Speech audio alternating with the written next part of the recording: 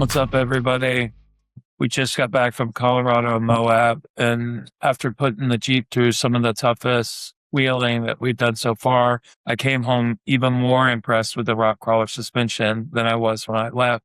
The coilovers, long arms, and overall setup completely changed the way the Gladiator ran. We definitely had some problems on the trip.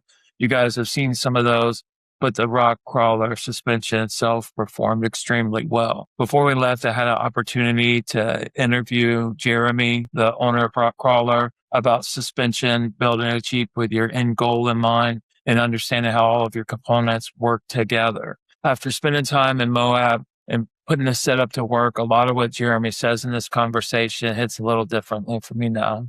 There's a ton of good information in this one, and whether you're starting your Jeep build or already as deep as I am into it, then this video has some benefit for you. So let's get into this interview that I had with Jeremy that I had a chance to edit now that we're back. You've been in this industry for a long time. And very long time. I got gray hair now. See my face? I didn't shave today for a reason. This is all from my Jeep. All it's from my Jeep. I mean, exactly. We were just talking about a lot of your race stuff. Like, you really are into this, and I know that you were just telling me that your stuff is, gets beat up in all of these races, and you guys are doing really well on the circuits and stuff. So, well, I mean, that's to us, that's the true testament of R&D starts with racing. Most people don't realize, like, when we build a new car, we're building a new car to test a part. So a lot of people are like, well, what are these guys doing? They just, they're blowing all their time racing. No, actually, we're testing parts that the consumers are going to get to use at some point in time. Focus recently was shocks for us, with the last black car and, the black two-door that Sergio is piloting for us, because I just don't have the time to do it right now. The last couple of years have been super busy. And we might even get into full-size truck racing soon in the desert. So, to prove some of our truck products on different levels and be able to test and tune to levels that you just can't do on the street or casual off-roading. Yeah, and then you were saying all of the parts these are things that, eventually become consumer parts or things that the people are able to purchase for themselves. And then even that development, for somebody who's just starting out, like, all of that has gone into making these, solid things that are going to last, the lifetime of their vehicle. Right. So, like, our coil springs are something, whether they be triple rate, quad rate, depending on the applications, is something we spend a lot of time just tweaking coils for street use, race use. I mean, the coils that we race on are our coils that people and consumers buy for their daily applications. So on that topic, though, do you have any recommendations? This is probably my, second or third suspension. And as I was putting the control arms in the triangulated 4-link in the back, I was thinking, something like this is something that, I wish I would have thought about at the beginning, because it's something that, you don't necessarily have to spend all of that money up front, but you can start, like, kind of building towards what your goal is. And some people don't know what their goal is initially. Right. But what kind of advice do you have for that? Well, I mean, have some initial goals. Is your initial goal to just drive your vehicle on the street? What size tire you want to run, what size tire your axles can hold, and think about the entire build in its entirety in your mind, and not just, going at it going, oh, I'm going to buy a lift with tires and wheels. Here's having a number in my head of what lift height I want. Because depending on what fenders you choose will give you more tire clearance to run a bigger tire. You have to gotta have an idea of what you are really thinking for at least your initial stages. Everybody has a tendency to progress, and some are perfectly fine with building just a very nice street riding vehicle. And even for those people, we always suggest the bare bone minimum for drivability corrections, caster corrections, whether that be through low front lower control arms, resquaring the axles front and rear, whether that be through track bars or in the rear, like a raised track bar bracket. We prefer the raised track bar bracket for the starter, then adding a bar to it. And the reason being that raises the rear roll center, which also helps the vehicle handle better versus just putting in an adjustable track bar. Everything we do is based on incremental steps from being able to ride and drive properly on the street to more and more aggressive off-roading. And with us, we're Jeepers too. We understand the natural progression of a build. So it's, okay, you already did your mid-arm or, short arm kit. Here's a long arm upgrade if you progress to that level. And if you went to a long arm upgrade and down the road, I want to move to a rear mounted fuel cell and get even more aggressive off road. Well, okay, cool. The front half stays the same. Here's the Rockzilla back half. You can keep progressing forward without having to basically scrap everything and start over. But having that initial idea of what you have before you get an off-road addiction, if you get the off-road addiction, is really a big part of, setting your initial goals and objectives for your build. I think that everybody should take their stock Jeep and then drive to somewhere like Windrock and just go there, even if you aren't planning to do anything, drive around and maybe because that's where you're going to want to be eventually. Because once you do that, that's it. You're going to be, that's the direction you're going to be headed. Back in the day when we started, or I personally started, getting up on 35s and open differentials where you really have to learn how to drive, what was the thing. So then when we started adding lockers and lockers becoming much more prevalent in 37s, 40s, now 42s, it seems like it's almost easier now to wheel. And for the consumers that are coming into the world in the JL and the JT, where a Rubicon, you got lockers, front and rear, sway bar, disconnect, you're pretty much very, very capable rig already. And with a little bit of tires, a little bit of lift and proper suspension mods, you have a great street driving vehicle, but they're super easy to put a big tire on. You have a very capable vehicle that you should, try to get your feet wet in before you basically gut the whole thing and start over and kind of want to progress down a dedicated trail rig path. Yeah, because I know I don't have the kind of money that I see the people at my local shop. A lot of people will just walk up there with a stack of cash and be like,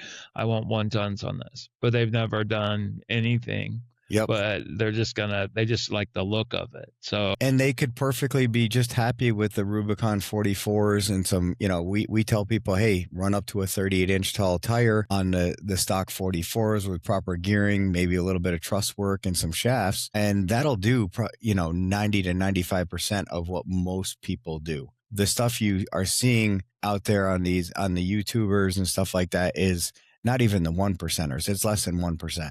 By and large, and that's not necessarily for everybody. Some people don't want to put themselves in that position. Some people don't want to damage their vehicle. So they run into, personal limitations, or they can't, it could be a budgetary constraint that has them kind of limited, but you can still go out there and have a tremendous amount of fun. And to be quite honest with you, you'll be a better driver than most of these YouTube people are anyway, because you're going to have to learn to get your rig through situations that don't just allow you to pound its way through a certain obstacle or something. Absolutely. You see people that are just send it all the time. There's a certain point where it stops being about skill and just about the mechanical portion of it. And I want to be right in the middle between skill, because it's not fun anymore if you're just if you can crawl over everything there is. If your skill set is improving dramatically, you'll also know how to baby it in certain situations to protect the mechanicals that could fail. So always improving your skill set is always something someone should strive for if they want to be aggressive off-road and understand the sounds things make when they bind up, what the vehicle's doing underneath you. So you're minimizing breakage and minimizing expense and downtime. So what do you think are the most common mistakes when people are starting out for? I think they honestly don't do, having an idea of what their initial goal and objective is for the build, big picture wise. A lot of people get too excited and they kind of jump in. So they just go to a social board or something. Hey, what lifts and tires should I run? Well, how about you do some research on your own, educate yourselves, and really start looking into what is going to be best for you, your budget, and understanding whether the features and benefits and or limitations that they're going to cause. Yeah, sure, you can run 42s on stock axles on the street, but that's not something you're going to take off road and kind of really get aggressive with, because you certainly are setting yourself up for failure. it's that big picture mentality, and the lack of true self-education these days is very telling in the industry. Somebody goes out, spends the money, then they go out there and they've never even driven it before, all of the new stuff that they put on it. And then you have more failure points because now you have all of these things that you don't even know. And we spoke a little bit about that about Jeep Beach, is like when you're putting it on yourself, then you're understanding, the geometry and how everything's working together. And that way, if you haven't done that work, I guess you don't really know that necessarily. Right. And you can build to the umpteenth levels with, up to 14 bolt axles or whatever you want to do, but you can still break anything. If anything in life has taught us anything, it's anything is breakable, whether it be out racing or, really, really getting aggressive off road and putting ourselves in bad positions and trying to just drive through it when you shouldn't. You're setting yourself up for a failure. And that, it's dangerous, one, and it's also, you become more reliant on the other people that you're with to get you out of problems and stuff. And we hate being a burden on someone when we're out there. We'll help anybody. When we're on the trails, we're there to help, make sure everybody has a good time, everybody comes out safe, and everybody's back to camp on, at a reasonable time or whatever. But, we hate being the company that could be out there possibly having a failure and holding everybody back. That's just a position you just don't want to be in. Right. They'd be like, damn, Rock Krawler. Yeah. Yeah. So if thinking about it from that angle, so you get your big picture in mind and you're like, this is what eventually I would like to achieve. How would somebody, who's on a budget, what are the things that they should start building towards that? Personally, like, are we talking JLJT, more modern Jeeps, or, they're all slightly different, to be honest with you.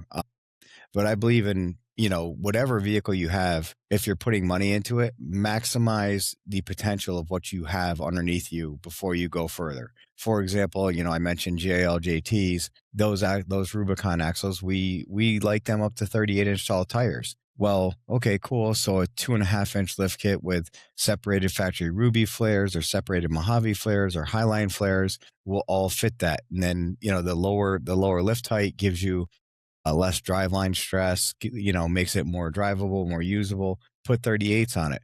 The difference between 37s and 38s on a cost factor is like $15 a tire. Maximize what you're getting out of your vehicle and make everything match as best as possible. So, every dollar counts when you're doing your initial build. And that's, like I said, well, wasn't this in here already? Because it just makes so much more sense that would be installed. So I guess like things like that, I guess, are things that you should probably be thinking about if you're going to go to the next level. Well, and a lot of this comes to social boards, people using general people's opinions instead of doing their own research to really find out what's out there. You can market your stuff, your products all day long, but I hate to say it, a lot of the people on social boards don't have a lot to do with their time. So, if somebody's on the boards all day long, and that's kind of like their hobby is being socially active on social boards. Well, are they really the person that's out there, with all the knowledge? Because most of the people that I know who truly have a lot of the knowledge now in the industry aren't really active, and I try to be active on the social boards, and some of the other business owners do, and other employees of companies, but we're not the ones flooding the boards. It's just your general consumer who may have picked a brand because X, Y, and Z. And he's certainly not going to want to recommend something else that might work better because they don't want to say, hey, we misspent our money. Nobody wants to say that, Yeah, that's a good point. So at the end of the day, you kind of just, the self-research, the days of, TJ and LJ guys who would literally build everything in their driveway. Didn't matter what it was. They were putting it in, knew everything about the vehicle front to back, knew the products they wanted, and how it was going to ride, drive, handle, what it was supposed to do. That slowly started going away with the JK, and now with the JL and JT, it's gone even further, where they either rely on, like I said, the social board influence, or they rely on their local shop who they just walked in, and that local shop might only sell brand X, Y, or Z. And there's certainly more than likely a better product out there than, what every shop carries. So, something that fits their needs and their budget better as well. So, you never know. It definitely comes down to taking the time to research everything that you want, knowing. We always tell customers you need to know you and what you want first before you should have an educated conversation with any manufacturer. But we always do encourage customers or just people in general to have conversations with manufacturers direct. Pick their brains, see what they have to say. And even if you're running someone else's product, call another manufacturer and ask them pluses and minuses about it. You know what I mean? Do some things that are, to educate yourself and broaden your horizons a little bit, so you're aware of, the other things that you should be either looking into or moving towards or what have you. And a lot of people don't know that, but I mean, a lot of these shops do get, kickbacks or lower prices on parts and stuff because they sell a certain amount of a certain type of part. So to them, they're going to sell you what it is that they can make the most money on. They don't care about what you're going to be doing with it eventually. So they're going to recommend something that because you didn't necessarily do your homework. And I've found that, being in Jeep clubs and talking to these old guys, like you said, with the old CJs and people that have been doing it, that basically had to, manufacture stuff on their own.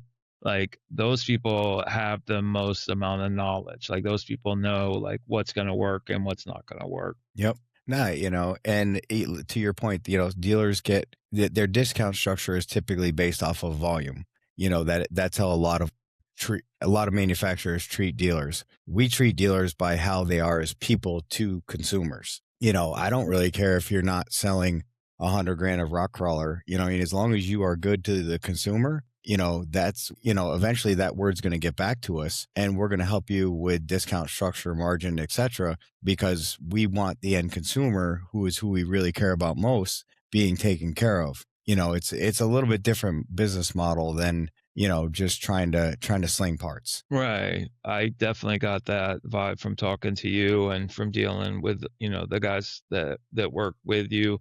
Like I've always felt like there's not a stupid question, or like if I had an issue that I could get, it was a good resource.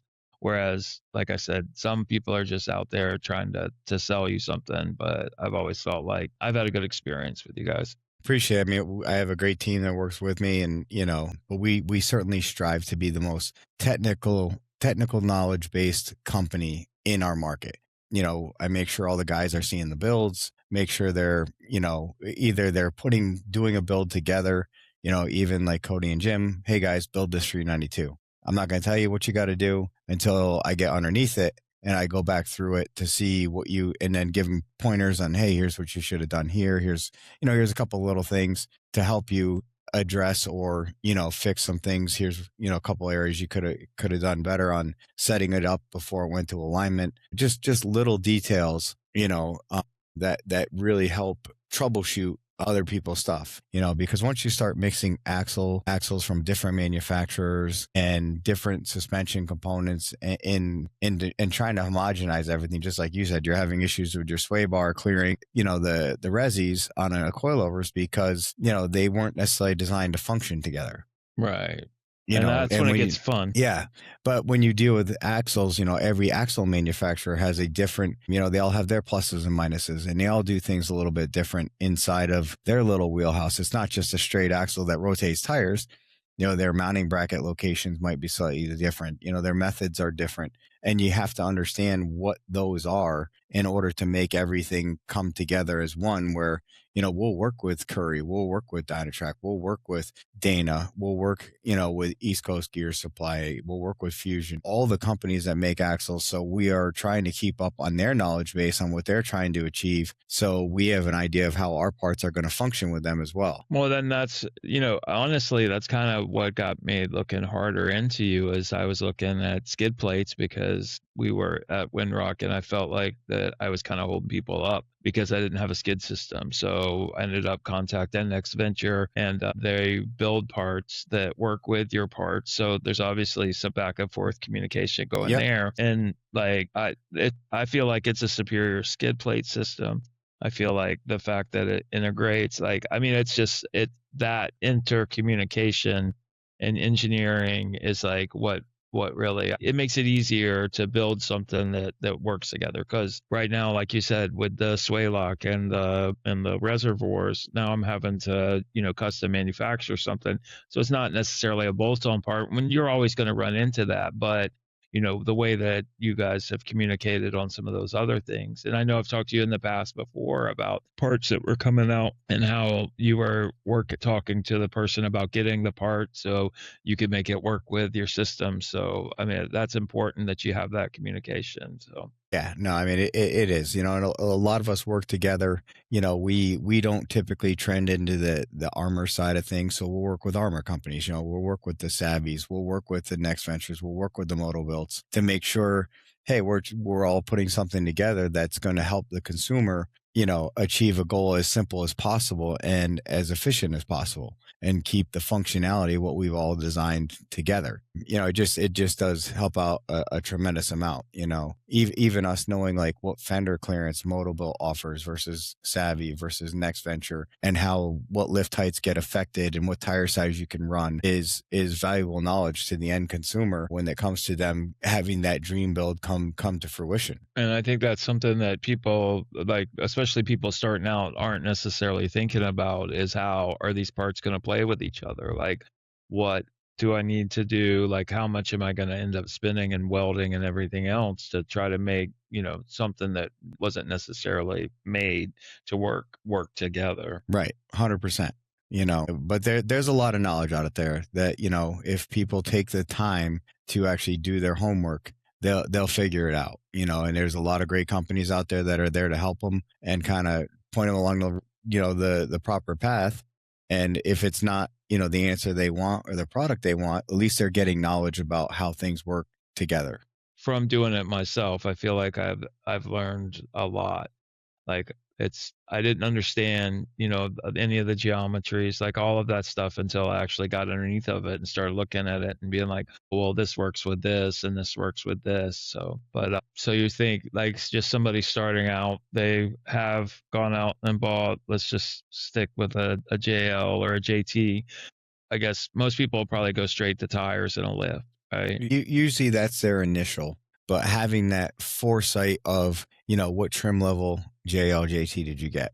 Sport fender heights are different from Sahara fender heights are different from Rubicon and Mojave fender heights. So, understanding all those things is also going to determine what lift height you want and what tire size to run. Is it a wide track, narrow track? It's not just about getting a lift height and a tire package that fits your needs.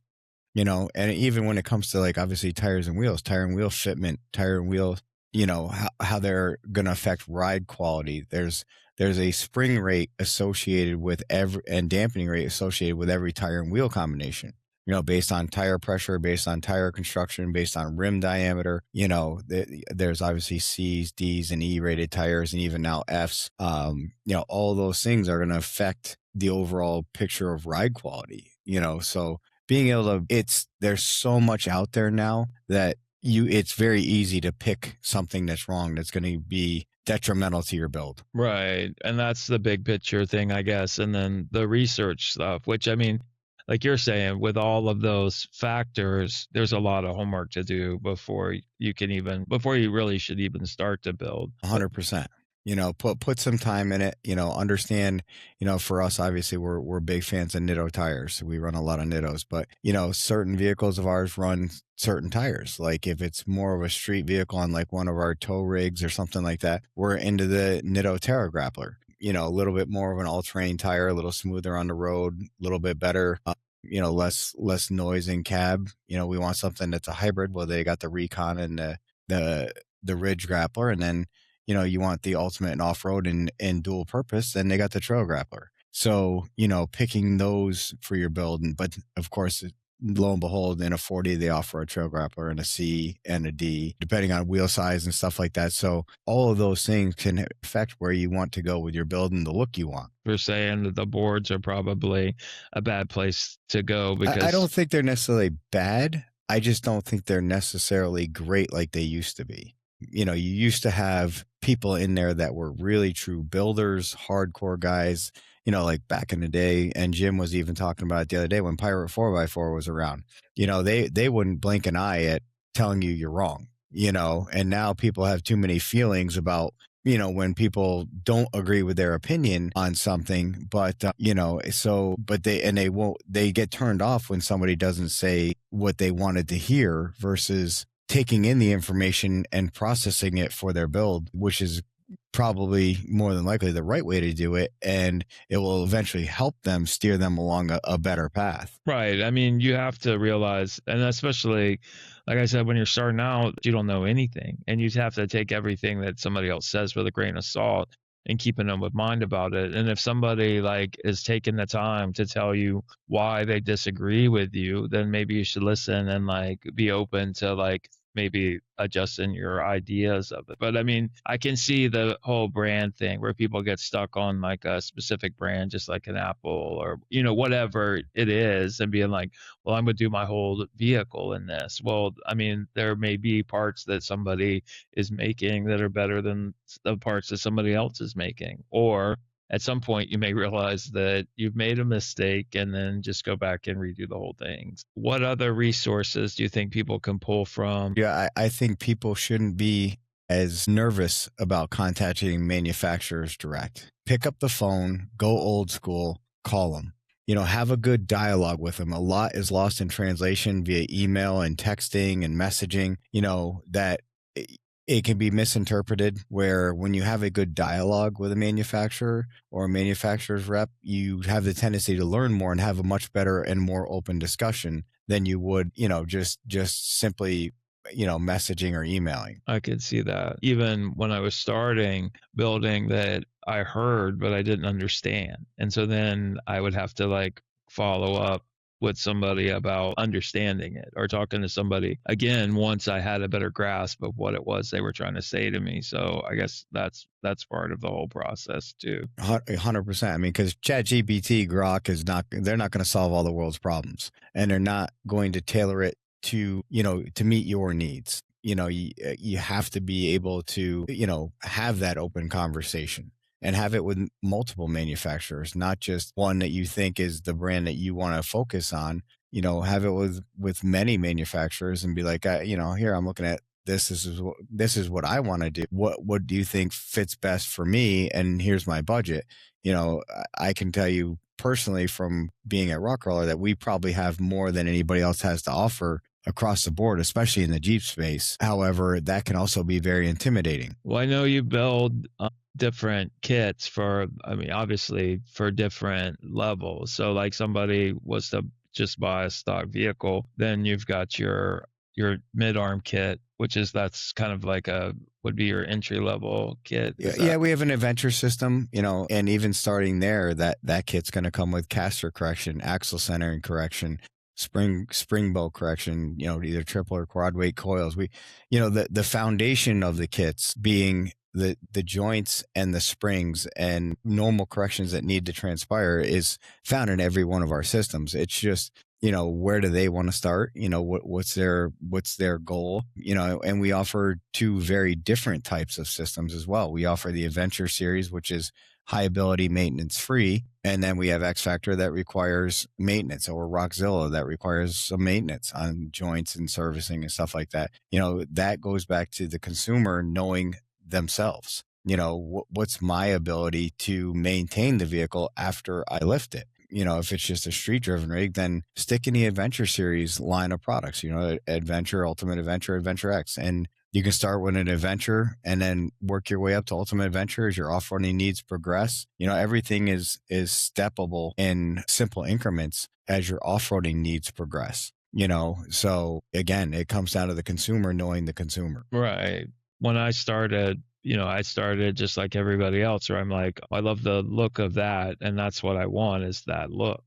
And then as, I took that look and took it off road, then I'm like, well, maybe that look has a purpose, but maybe I haven't done all of the other things in between that I need to be doing. And that's the point. Right. And if you're judging things off of a static picture, I mean, I can make anything look big and cool or however you want it to look. And when it's sitting stationary in a parking lot, that's great. And somebody's taking a picture. But when it has to ride and drive down the road properly, ride well, and do all the other things and be a true functioning vehicle, that's where things start varying quite a bit between what manufacturers offer.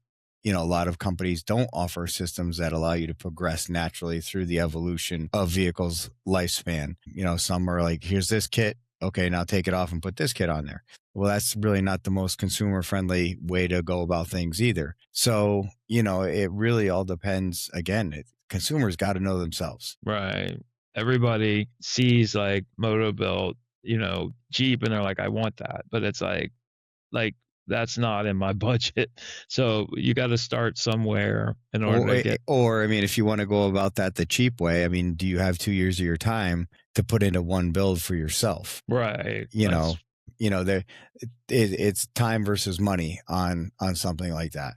And even if you were paying a shop to do it, that's a considerable amount of time it's going to take to make that vehicle. I got a TJ call that I call Roots. It's been here 5 years. It's still not done. We built, countless number of other vehicles between the time I started it, but that's kind of like our El Jefe of going back to, what we got and our roots of TJ, LJ and where we want to. But, that build time frame is super long. Yeah. And it's because so much gets in the way. And you're dedicated. And that's your job, basically. Right. So like, somebody whose job it is compared to somebody who's doing it like me every day after work or on the weekends. And we have employees in R&D to build vehicles, exactly.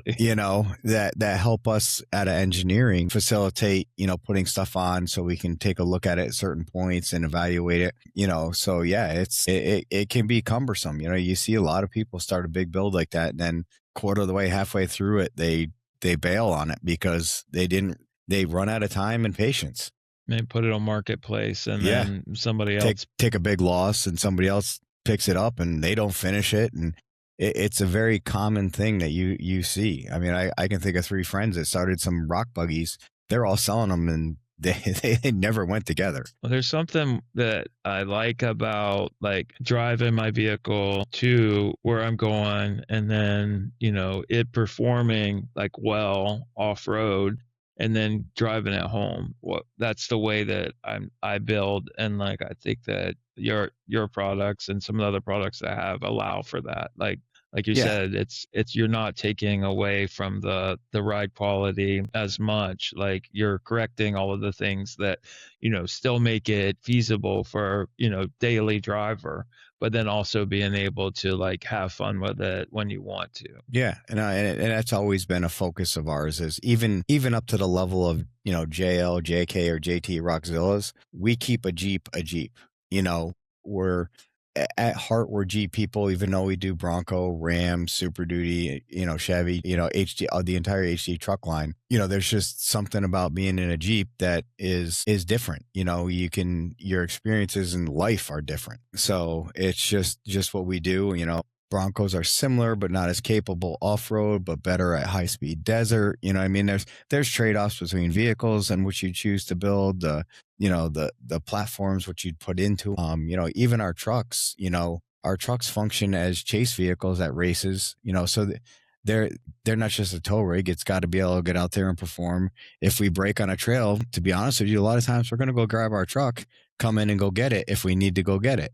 We try to get a lot of function out of one vehicle as much as possible, more or less build Swiss Army knives and not just have a dedicated application, but always stay true to the roots of what that vehicle was in its base form as well. Right. So have it, serve multi-functions instead of just being something that you just bought off of the lot.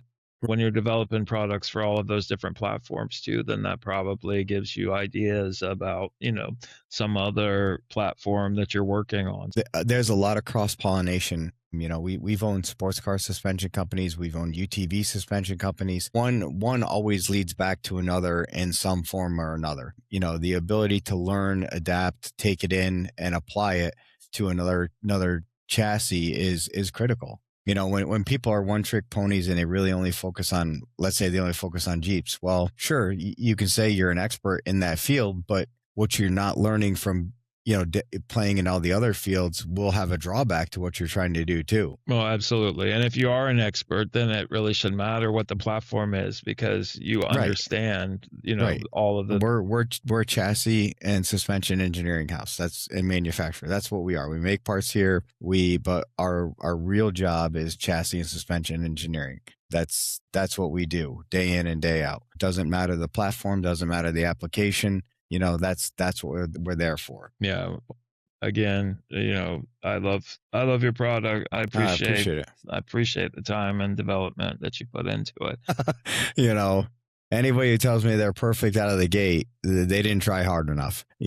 We constantly tweak stuff. I think some of our coil springs are on like Rev Q, for God's sakes. They started at Rev A, just making very, very minute tweaks now, and, little things you feel here and there, or, where you could be better in certain situations. You try a sample set of coils and see how it goes. Yeah, I can see that. I mean, the evolution of that, I guess I'm glad to be at this point of that evolution as opposed to the A point of that evolution. So what I just want to briefly touch on, because I just did the 4.5-inch lift with the coilovers, and probably a lot of people that are just getting into it are going to want to know, kind of the differences between, like, if they should go with a coilover or go with a shock. So like when what do you feel is the difference there? Or like what would you recommend for people when they're starting out? Or I think people should start out with a good lift kit with good basic bones and a good coil and a good shock combination. Coilovers is something you get into, whether it be because of a packaging constraint or, to be truthful, it's a want thing, not a need thing, up into a point. If you're going more into a dedicated rock buggy where you're cutting up through the tub and everything else and relocating around components, well, coilovers become easier to package at that point. So, they are more practical than trying to relocate a coil and shock up through a body. Right. But the good bones of a suspension, being the control arms, joints, corrections, good coils, good shocks, is really where I advise 99% of the people to go. And for example, let's say you're running a coilover. Well, you get 2 spring rates and a crossover ring to adjust your mechanicals, where we can run a triple rate or quad rate spring being designed into the spring and give you true multiple functions, and again, those are the coils which you see people racing on. And we really stick to our core being on the stock class, which is always coil spring and shock and, our normal components. Those are off the shelf parts. That's not something special for these guys that we're doing different. Those are, hey man, Eric Miller, he's on Adventure X, it's like, okay, that's what he likes. He's obviously a very talented driver, knows what he's doing. Sergio's the same way. We're very lucky that we have talented folks to work with as well that will push us as much as we push ourselves. I'm just curious, but I mean, I'm sure that they give you feedback as well. And now, for example, Eric's vehicle, he's won multiple rally races, the 24-hour, 48-hour, all off-road events, 1,000 miles off-road, and, 2 days and stuff like that. But, just using him as an example, now he's ready to progress to Rockzilla instead of an Adventure X, which is still runs a stock fuel system, because he wants a larger fuel capacity than pretty much anybody else will run, so he can minimize his fuel stops. So that's requiring us to transfer over, and working with guys like that, it's a blessing.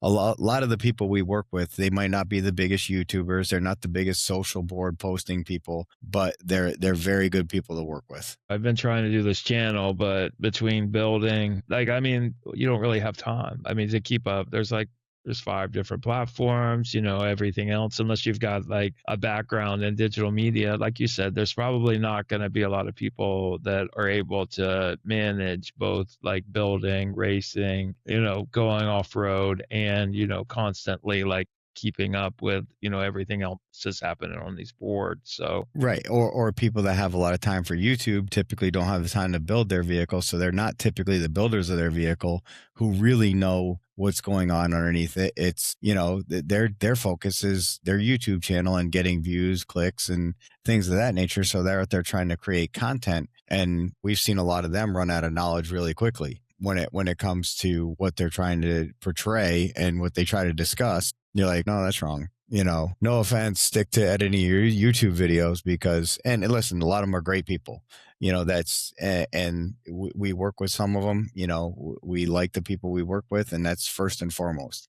I don't care how big their YouTube channel is. If they're good people and they're genuine, cool, we're going to work with you. Well, and that's what, like, I kind of want to take that approach. I didn't start knowing anything, and I've got, a lot of like veteran people that help me out and like direct me. So like, I'm trying to create content that, for people who are like me, who want to do it, but don't necessarily know how to do it, but who can admit that they don't know and like come to somebody like you who does know and ask them. So I think that's really good advice.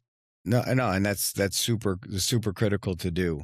I mean, we take the approach that we don't know everything every day. You know what I mean? There's always something that we're going to learn every day, and whether it be a certain chassis or certain something, so even could be a manufacturing process could get improved. There's always chances for improvement every day. And if you don't think that way, then we feel you're going to just fall behind. Right. And Stagnation. that's not right. You stop learning, you stop growing. And like, especially as a business, I mean, that's a terrible model because then like, now you're not doing anything that is going to be ready for the next thing that you're going to have to do. So.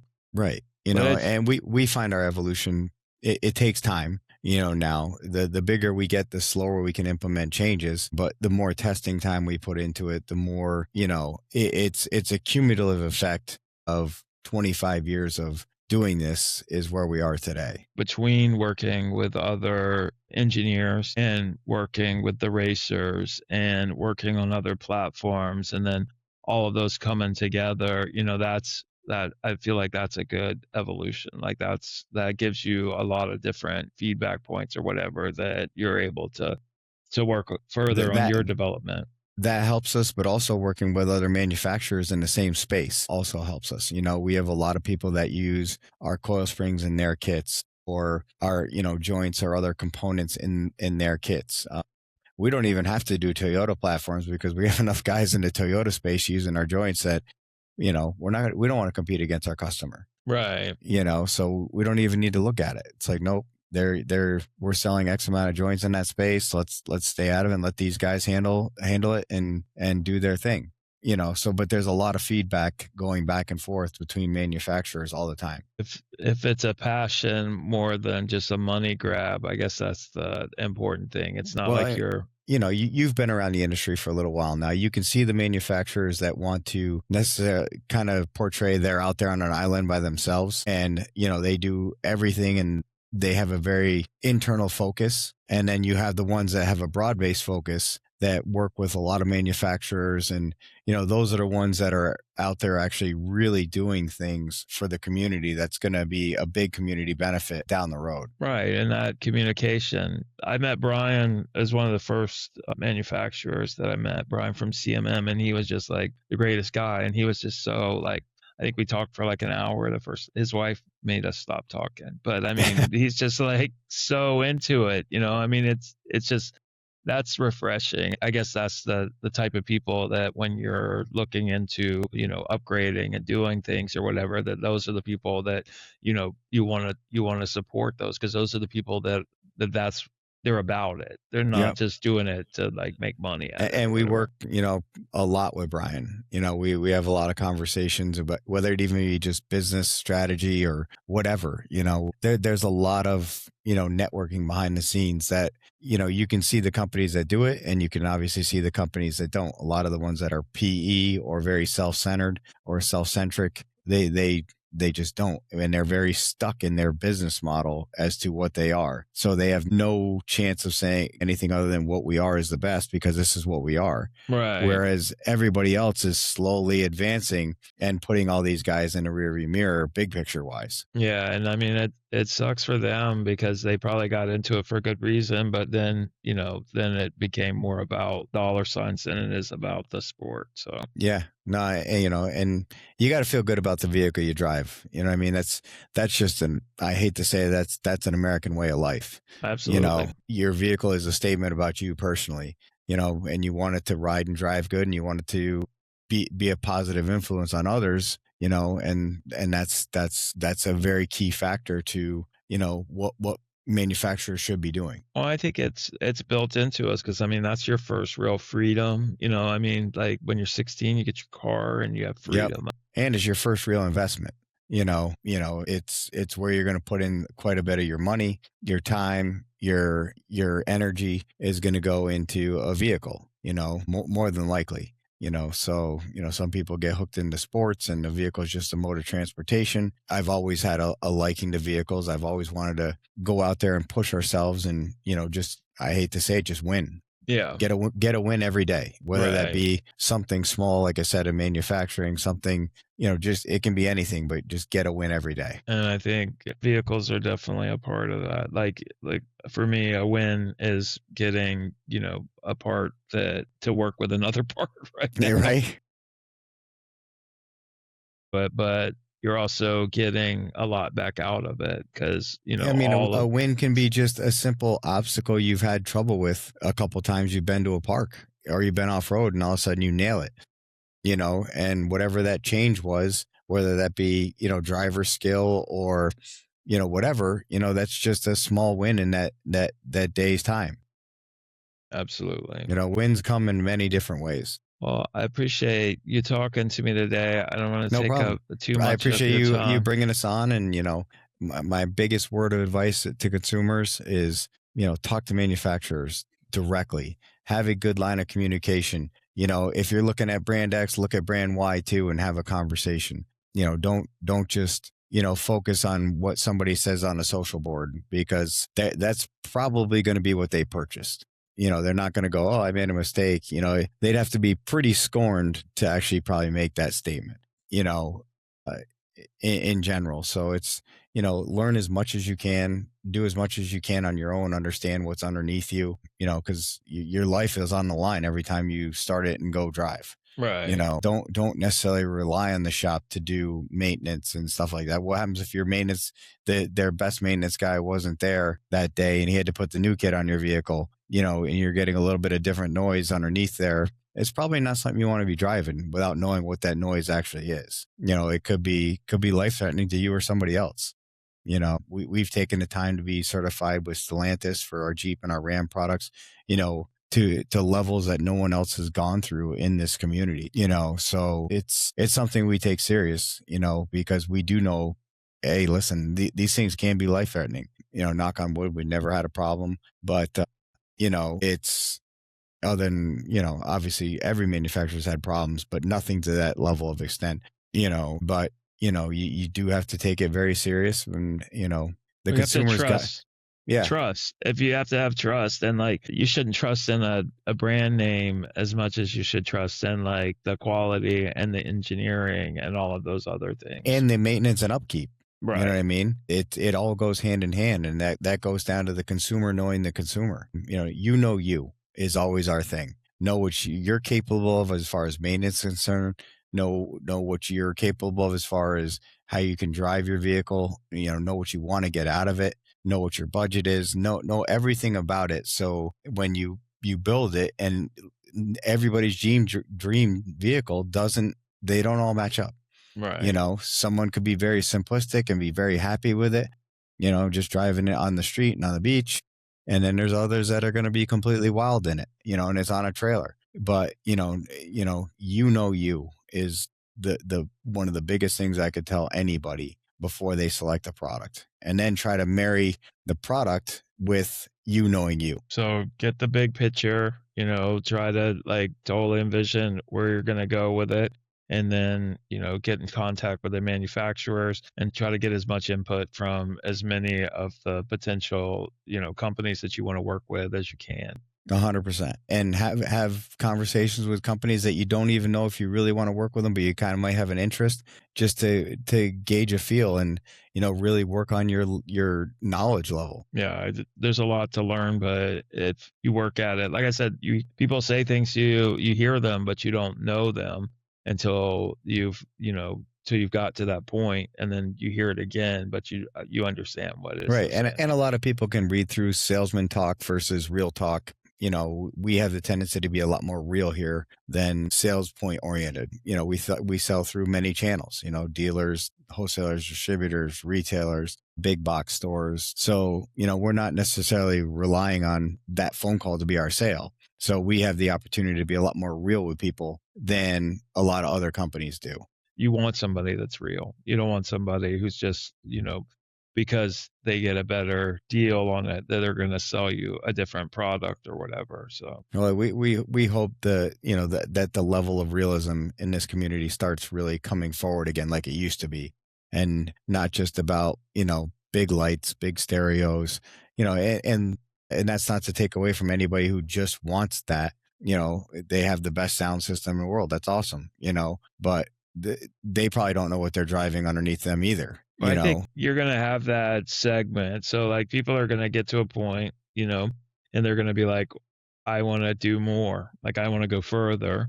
And then you've got people who are like, well, this is it. This is what I want to do. So like, right, which is fine for everybody. But again, as long as they know them and they know what they want to do and what they want to get out of it, and marry the products that they're putting into the vehicle to them, that's absolutely fantastic. Right. And having a platform that you can build on, as you go and then get to that point or exceed that point. Like that's important. Yeah, 100%.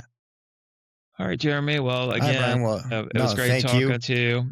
We appreciate your time. And if your listeners have any questions, don't ever be nervous about giving Rock Krawler Suspension a call. Our guys are always here to help. We're like I said, we're probably one of the most tech savvy companies in this marketplace, because we not only do we talk about it, we do it, we race it, we drive them as dailies. That's what we do.